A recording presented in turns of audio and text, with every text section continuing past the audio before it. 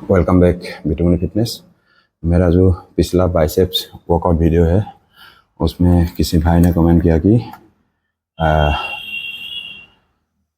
Barbell curl, EZ बार curl और dumbbell curl same exercise है, similar exercise है। ये तीन एक्सरसाइज बाइसेप्स का सारा हेड को ट्रेन करता है और जो हैमर कर्ल है वो बाइसेप्स बार्सियाली मसल्स को ट्रेन करता है। सो आपने मेरा चैनल में आके कमेंट किया, मेरा वीडियो देखा, उसके लिए आपको बहुत बहुत धन्यवाद। और आपका कमेंट से मुझे ये पता लगता है कि आप एक नॉलेजेबल पर्सन हैं। तो किसी का भी कमेंट से या बातचीत से हमें ये अंदाज़ा लग जाता है कि आप किस टाइप का इंसान है। सो आप एक वेरी जेंटल पर्सन है और जो भी आपने कमेंट किया, रेस्पेक्टफुली किया, उसके लिए मैं आपको बहुत बहुत धन्यवाद बोलना चाहूँगा। बहुत बहुत आपको धन्यवाद। तो मैं आज इस वीडियो में यही आप लोगों को बताने जा रहा हूँ, बारबेल कर्ल और इजेड बार कर्ल में क्या डिफरेंस है। थ्योरी के लिए तो इसमें कोई डिफरेंस नहीं है। तो बारबेल कर्ल करने में किसी किसी को रिस्ट में पेन होता है, तो उन लोग बारबेल कर्ल नहीं कर पाता है, इजेड बार कर्ल करता है। इजेड बार कर्ल करने में थोड़ा सा रिस्ट रिलैक्स रहता है। और बताया कि आपने हैमर कर्ल बाइसेप्स बासियाली के लिए बासियाली मसल्स ट्रेन करता है।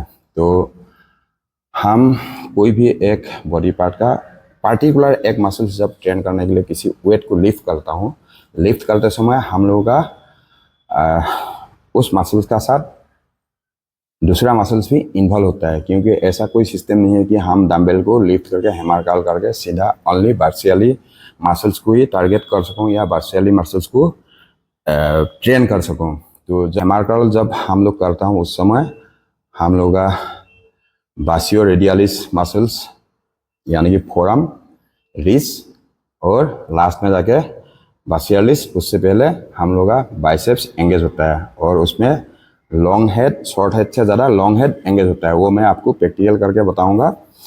और आपने बताया incline bench dumbbell curl long head के लिए है बोल के। इंक्लाइन बेंच डंबल कर्ल अगर सही तरीके से किया जाए तो वो बाइसेप्स का पीक ग्रोथ करने के लिए होता है, लॉन्ग हेड के लिए नहीं होता है।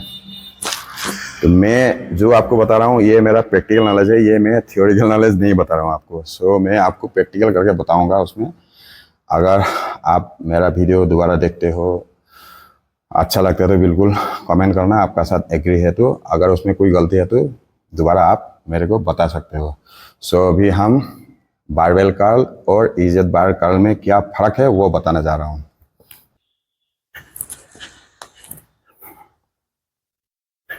अभी मैं आपको बारबेल कर्ल और इजेड बार कर्ल में क्या डिफरेंस है वो प्रैक्टिकल बताऊंगा और मैं आपका साथ प्रैक्टिकल नॉलेज शेयर कर रहा हूँ। सबसे पहले मैं बताऊंगा बारबेल कर्ल के बारे में। तो बारबेल कर्ल में ग्रिप कहाँ होना चाहिए, आपका शोल्डर लाइन का बराबर में या शोल्डर लाइन से एक आंगुल बाहर।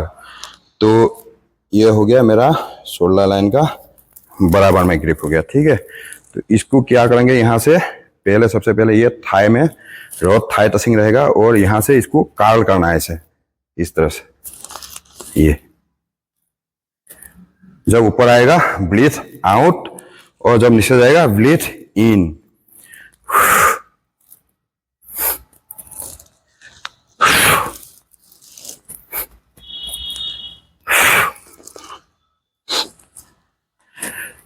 तो ये हो गया बारबेल कर्ल। तो बारबेल कर्ल में क्या होता है, हम लोगों का जो ग्रिप है, रिस्ट का पोजीशन क्या होता है, ऐसे बराबर में रहता है। और जब ऊपर लिफ्ट करेंगे तो हम लोग का ओवरऑल बाइसेप्स का ग्रोथ करेगा और short head and long head दोनों हेड को इक्वली ट्रेन करेगा। तो कंपैरेटिवली क्या होता है, बारबेल कर्ल से इजेड बार कर्ल में क्या होगा, हम लोग का जो ग्रिप है, ग्रिप थोड़ा सा चेंज हो जाएगा। रिस्ट कहाँ हो जाएगा, आपका रिस्ट का मूवमेंट क्या हो गया, अंदर को घूम जाएगा। अंदर को आप एक बार रिस्ट अंदर को घुमाइए और एक हाथ से इसको दबाइए, खूब सारा जोर लगाइए, दबाइए। और जो आपका रिस्ट बेन है, बेन करके रखिए एंड ऊपर लिफ्ट करने की कोशिश कीजिए। और आप जाजमेंट लगाइए कि आपका ताकत जहाँ ज़्यादा कहाँ लग रहा है, कहाँ ज़्यादा फोर्स लग रहा है, ठीक है। अब यहाँ से मेरा बाइसेप्स का पोजीशन देखिए आप लोग। तो मेरा बार्सियाली मसल्स भी यहाँ एंगेज हो रहा है, शॉर्ट हेड भी हो रहा है और लॉन्ग हेड हो रहा है। तो इसको जब हम इस एंगल में मूवमेंट करेंगे तो क्या होगा, हम लोग का कहीं ना कहीं सिमिलरली शॉर्ट हेड से ज़्यादा लॉन्ग हेड में ज़्यादा इफेक्ट ढालता है। तो उसको मैं अभी प्रैक्टिकल आप लोगों को करके बताऊंगा, इजेड बार कर्ल में और बारबेल कर्ल में क्या डिफरेंस है।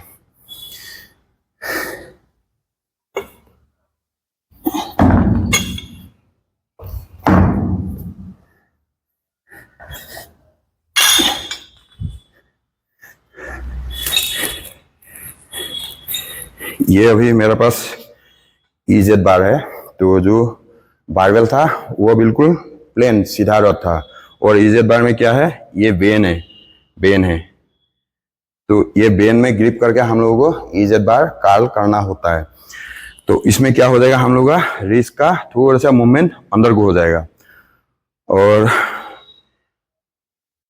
बारबेल कर्ल में क्या होता है, हम लोग का जो शोल्डर लाइन में ग्रिप करना होता है, शोल्डर लाइन में ग्रिप करके या शोल्डर लाइन से एक आंगुल बाहर ग्रिप करके लिफ्ट करना होता है। अभी जब मैं इजेड बार कर्ल को ग्रिप करूंगा, सबसे पहले आप ये ध्यान दीजिए, मेरा ग्रिप दोनों हाथ अभी शोल्डर लाइन से अंदर हो गया। देखिए आप खुद अंदाजा लगाइए, शोल्डर लाइन से मेरा हाथ अंदर हो गया।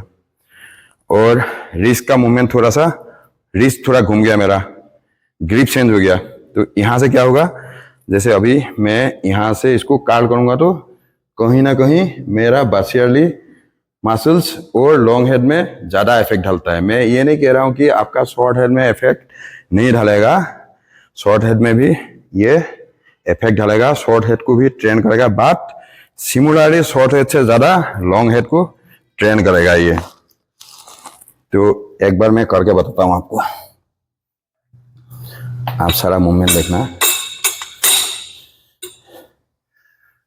तो और एक बात बता देता हूँ, ये जो बिगिनर है जिनका शोल्डर का शोल्डर ज़्यादा छोड़ा नहीं है और इस रॉड को ग्रिप करने से उनका शोल्डर लाइन में बराबर आ जाता है, शोल्डर लाइन का बराबर में ग्रिप आ जाता है, उनके लिए दोनों हेड में बराबर ट्रेन करेगा। बात मेरे लिए ये दोनों हेड में बराबर ट्रेन नहीं करेगा, क्योंकि जब मैं इसको ग्रिप करूंगा मेरा ग्रिप अंदर हो गया, ये देखिए अंदर हो गया, अंदर हो गया। मैं यहाँ से आपको अभी कर्ल करके बताऊंगा एक साइड से।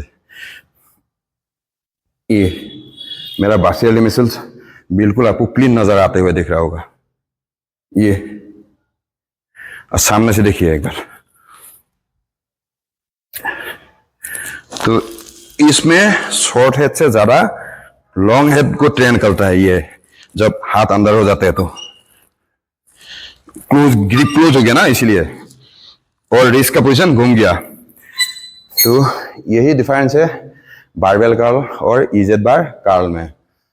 बाकी थियोरिकली तो इसमें डिफरेंस नहीं है, बट प्रैक्टिकली थोड़ा बहुत डिफरेंस है।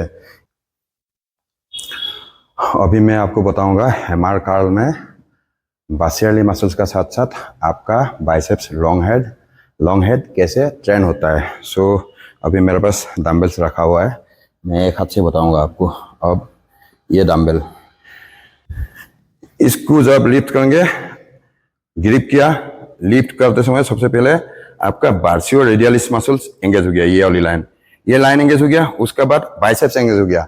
बाइसेप्स में क्या हो गया, देखिए ये लॉन्ग हेड, आपका लॉन्ग हेड एंगेज हो गया, और ये आपका बार्सियालिस मसल से ये एंगेज हो गया, ये बाद में तक एंगेज होगा। ठीक है, यहां तक अभी मेरा बाइसेप्स का ताकत से और बार्सियो रेडियलिस का ताकत से ऊपर उठा रहा हूं। अब जब ऊपर आ जाता है उस समय आके आपका बार्सियालिस मसल्स एंगेज होता है। ये देखिए और एक बार करके दिखाता हूं, 1 डाउन 1 डाउन। मैं थोड़ा सा नजदीक होके दिखाता हूँ आपको, देखिए ये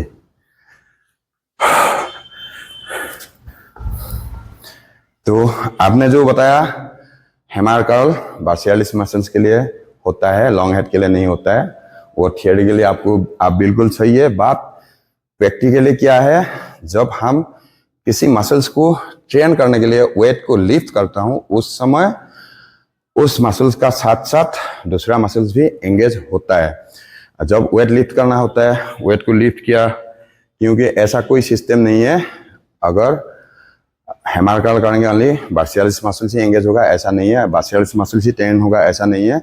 अभी डंबल को हम जब लिफ्ट करेंगे, ब्राचियो रेडियलिस मसल्स एंगेज हो गया, बाइसेप्स एंगेज हो गया, उसके बाद जाकर आपका ब्राचियलिस मसल्स एंगेज होता है।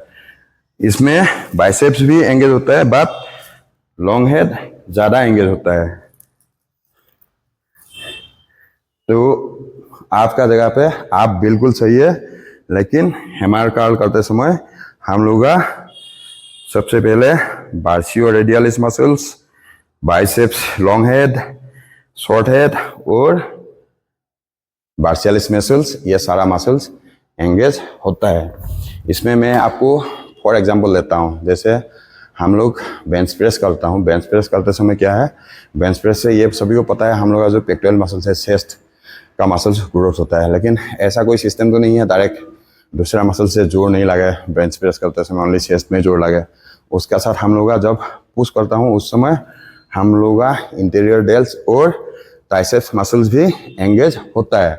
तो जब हम किसी एक पर्टिकुलर मसल्स को ट्रेन करने के लिए किसी ना किसी वेट को लिफ्ट करता हूँ, उस समय हम लोग का बॉडी पार्ट का उस मसल्स का साथ साथ दूसरा मसल्स भी एंगेज होता है। तो ये बात आपको समझ में आ गया होगा।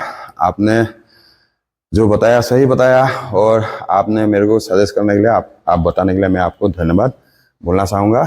ऐसा कोई क्वेश्चन होगा तो अगेन दोबारा मेरे को आप क्वेश्चन कर सकते हो।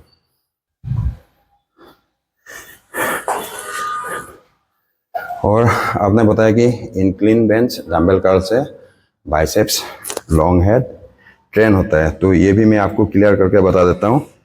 इंक्लाइन बेंच डंबल कर्ल से हम लोग का लॉन्ग हेड ट्रेन नहीं होता है, हम लोग का ये बाइसेप्स का पीक के लिए होता है। तो इसमें पोजीशन क्या होगा, आपका शोल्डर से लेके एल्बो तक लॉक रहेगा और एल्बो से रिस्ट तक का मूवमेंट होगा। एल्बो से रिस्ट को ऊपर लाके डंबल को कर्ल करना होता है। तो इसमें मैं आपको एक बार करके बताता हूँ। ये 1 2 3 4 5 6 7 8 9, अभी दोनों हाथ से लिफ्ट करूंगा। 1 2 3 4। तो ये हो गया इंक्लाइन बेंच डंबल कर्ल। तो इंक्लाइन बेंच डंबल कर्ल से हम लोगों का बाइसेप्स का पीक ग्रोथ होता है ना, इससे बाइसेप्स का लॉन्ग हेड ट्रेन नहीं होता है, लॉन्ग हेड के लिए नहीं होता है। ये बाइसेप्स का पीक ग्रोथ करने के लिए ये एक्सरसाइज होता है।